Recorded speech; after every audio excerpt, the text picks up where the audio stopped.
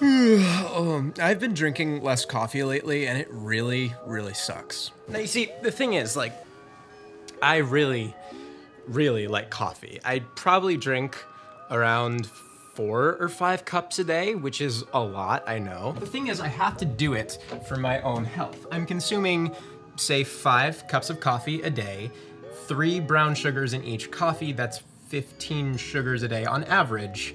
That's a lot of calories. And that's not even taking into account the ton of cream that I'm pouring into my coffees. It's a lot of calories. Like, I know that I have to cut down. There's a necessity at this point. Because, like, you know, I have to look out for my health. And if I don't, then I'll be in a worse position than I am right now, mourning the lack of coffee. But yeah, I mean, it's kind of something that I'm slowly coming to terms with. But what I've realized is that it's affected me in ways that I didn't think it would. Let's get into that. Creative drought.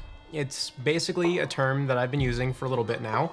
I don't know if it's widely used, but I've been using it, so let's hope it's a thing. But basically a definition for this so-called creative drought by yours truly is basically your creativity dried up. Now with this type of thing, it could happen, say, every other month, every other week, maybe even every other day. There's no real rhyme or reason to it. However, sometimes certain things can stir it into existence, like a certain deficiency in coffee. So that said, my thesis statement is basically because of the certain decline in the amount of coffee and the amount of sugar I've been consuming, there is a general uptick in the creative drought. Now, what does this mean for me? Well, basically, it means that whatever videos that I make, whatever types of content that I make, I just don't feel satisfied with it. I don't feel like I'm doing a good job. Whether it's rational or not, I just am not happy with my work, and I'm not happy with myself as a creator and as an artist. But instead of sitting here and complaining and whining about what a complete waste of space I am in this ecosphere that we call Earth,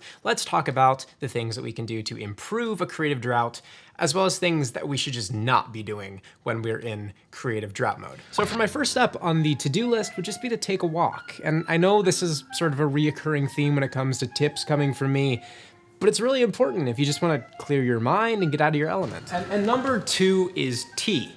Tea has a magical way of being both relaxing and a great substitute for coffee. Plus, I mean, it's tea. You can't go wrong with tea. And number 2 is relax. Try not to think about work. And I know, easier said than done, but honestly, keeping your mind as clear as possible is probably the best thing for you at the current moment.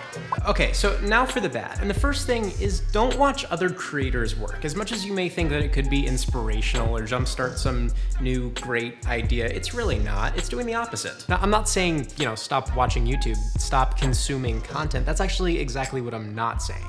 My point is that right now isn't exactly the best time to watch the Casey Neistats of the world, the people that are in creative competition with you, if you want to put it that way. Creative competition only leads to comparison, and comparison is not exactly what you need at the moment.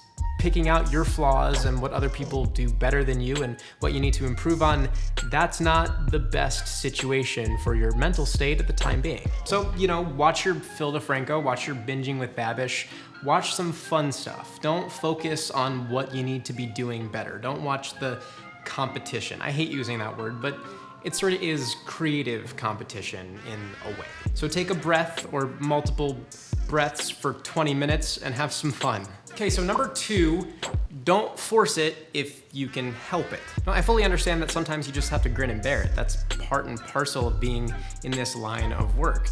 But if you can afford the luxury of taking an extra few days to work on a project, or say an extra week to work on a project, I think that's gonna be conducive to both your mental state as well as the content that you're producing. And number 3, finally, is sleep.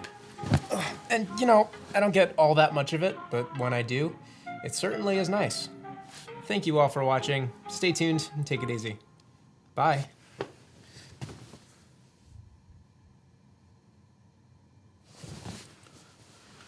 Okay, cut. Cut audio.